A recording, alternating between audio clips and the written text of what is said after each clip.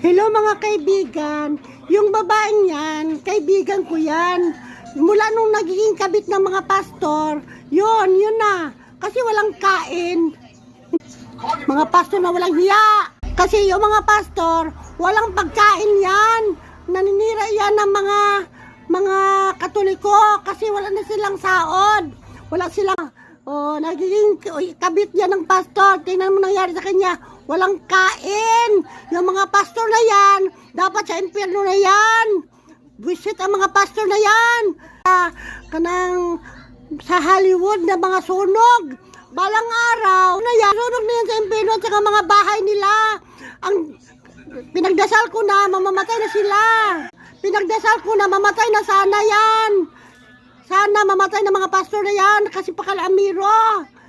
Yon, kabit yan ng pastor, babaeng yan. Kaibigan ko yan.